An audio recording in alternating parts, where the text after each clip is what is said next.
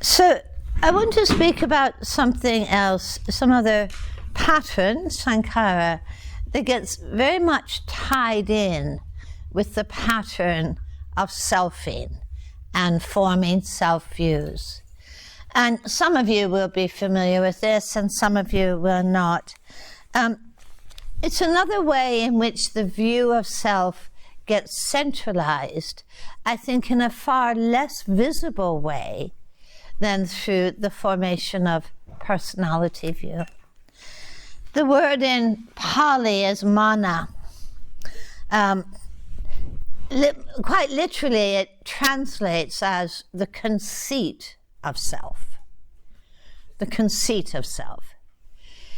Another way of phrasing that, which I think doesn't quite do it justice, is the comparing mind.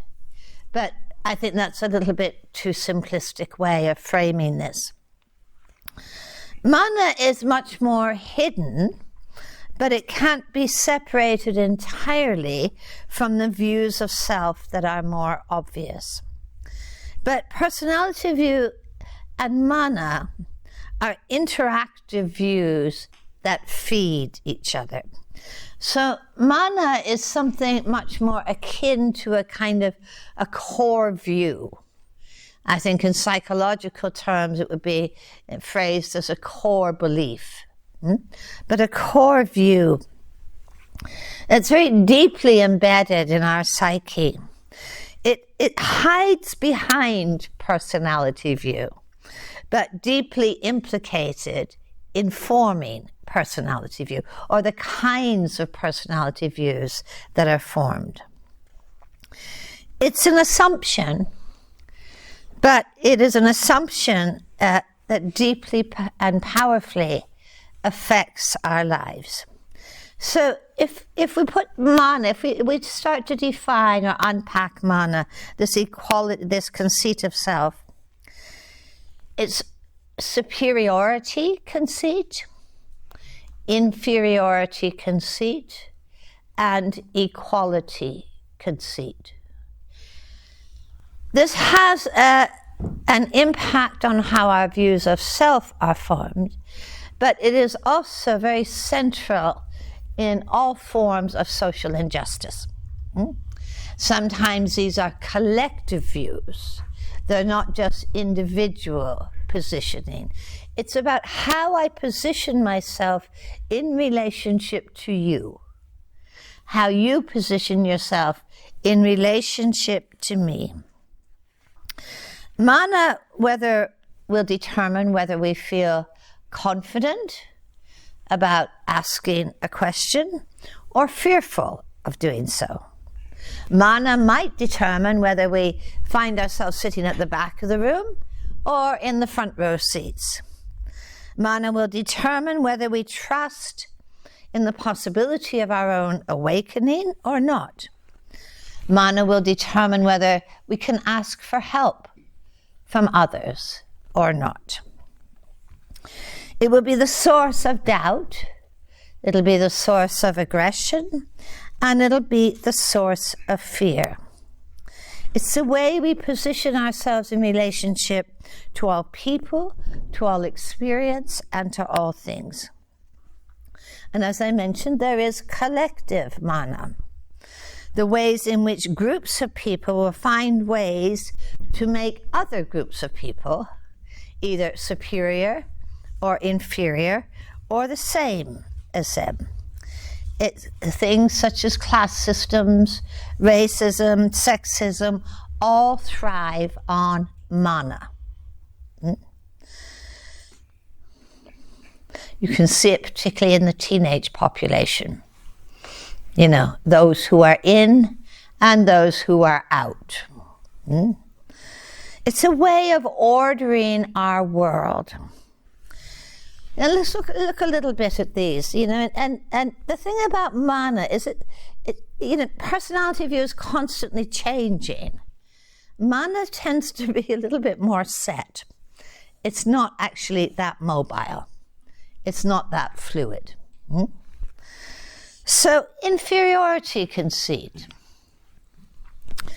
I feel myself to be, or I believe myself to be, less worthy, less capable, less competent, less intelligent than others. How will this affect our lives? Lots of anxiety about being found out, so we become more silent and invisible. Lots of fear of being judged, so again we become more silent or invisible. Lots of comparing with others, evaluating inwardly.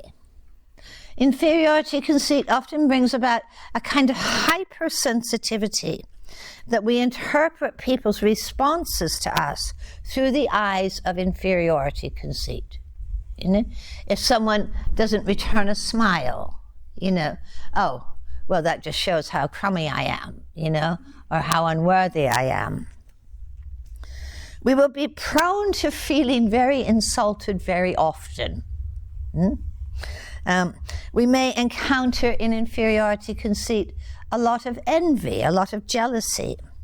On the other hand, inferiority conceit can actually drive us to a lot of striving, needing to prove ourselves, yet living with the anxiety of failure and not being good enough. It's a fertile ground for a lot of self-hatred, a lot of self-judgment. Now, how will this pattern our lives? Inferiority conceit will always involve itself in shaping personality view, in what we habitually cling to in our thoughts, our perceptions, on a moment-to-moment level. If there's inferiority conceit, there will be a tendency to be always highlighting what is wrong with us, where we fail, you know, where we're not good enough. I'm hopeless, I'm a failure. We will find it hard to appreciate that which is good within ourselves and that which actually is going very well. I remember, you know, meeting with somebody on a retreat, a woman, and she was having a lot of rapture actually in her practice. And she came to me to report about what was going on. And I said to her, I think this is rapture. She says, I don't do rapture, it must be menopause. You know, this belief that it was not possible for her to actually have some meditative achievement. Inferiority conceit is a great generator of self-story. Feeling less than, inferior to, can lead to a lot of self-neglect. We might be very good at caring for others, but feel that it's selfish somehow to look after myself, or feel undeserving of kindness, of generosity, of compassion. Now, the opposite of this, of course, is superiority conceit, the sense of being better, superior to others. How does this manifest? You know, I might have a compulsive need to point out the imperfections and faults of others in order to sustain my sense of being better than. And again, with superiority conceit, there's often an underlying anxiety of being threatened, of losing what we have and who we are. Sometimes there's a lot of defensiveness. Aversion will predominate to anything or anyone who challenges our positions, views, and worlds. And then with superiority conceit, there might be a facade of this great strength and stability and success.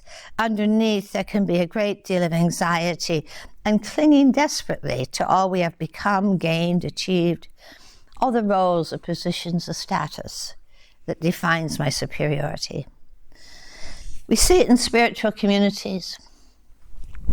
When a couple of you were on the teaching day we had yesterday, and Christoph was speaking about what goes on in monasteries when monastics are often telling each other about their great meditation experiences.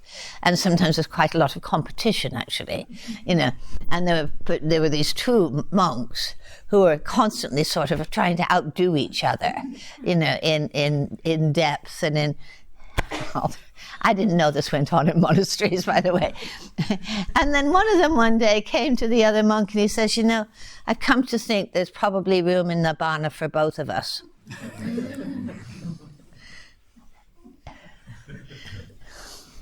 But you see it in spiritual communities, don't you? I mean, you know, when I began to practice in, you know, the Tibetan tradition, we spent a lot of time looking down the mountainside and thinking of that lesser vehicle down there, you know, short of aspiration, you know, those Theravadins, you know, didn't really get it, you know.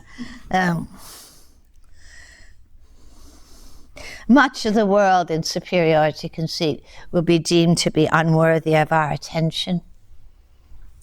You know, we will ignore a lot.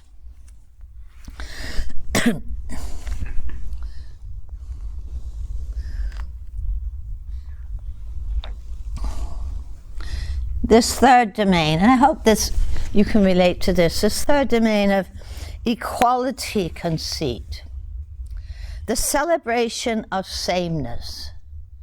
Sometimes it's even the celebration of mediocrity. Everyone's greedy. You know, so why should I change? You know, everyone's deluded. You know, no one can get out of that. We all do this, finding comfort in shared imperfection. It's rather perverse, isn't it? That I find comfort in shared imperfection. I can't allow anyone to excel. You know, remember Al Gore, after the documentary he did, you know, people immediately tried to tear him down. You know? Equality conceit, there may be very little sense of aspiration or possibility. We're all the same. And we even can delight when someone seems to be deflated or pulled down from a pedestal. Sometimes mana is a background assumption of an enduring self. I am awareness. The pilot in the cockpit, the driver at the wheel, the conductor of the orchestra. What does mana do to us? Well, it's a great saboteur of the Brahmaviharas. It's a great saboteur of kindness and compassion and you know, appreciation and equanimity. It becomes actually almost distorts the Brahmaviharas into their near enemies. Yeah? It's difficult to develop a genuine sense of unconditional friendliness when mana is constantly creating an other, you know, a separate other, better, worse, or the same as ourselves. We'll always be measuring, you know, friendly towards those who support our self-view and rejecting of those who don't. Compassion is obstructed. It turns into pity. You know, I'm really sorry for you, but I'm glad I'm not experiencing what you're experiencing. But compassion actually has its roots in understanding the emptiness of self and other. How can we really celebrate, you know, the good fortune of another when it seems to take away something from ourselves? You know, how can there really be empathy when we're constantly comparing and fixing people as being better or worse or the same as ourselves? Equanimity and mana are not good companions. The fabric of mana, I think, can be so subtle yet so powerful, and it can seem almost impossible to unpack when it feels so unconscious.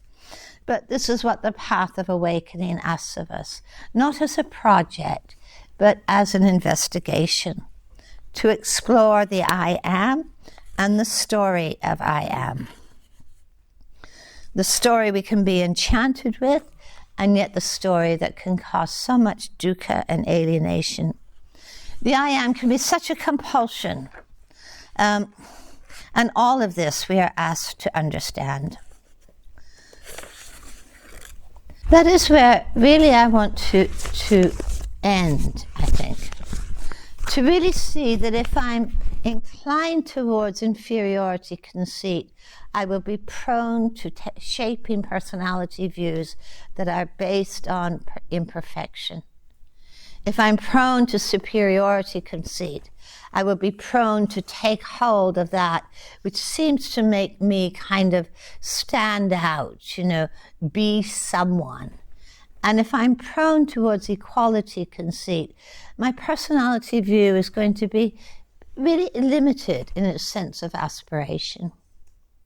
This is so central to the path of awakening, to understand the transparency of views of self, is to understand what it means actually to release clinging, to release identification. And that is what it takes for us to really flourish as human beings.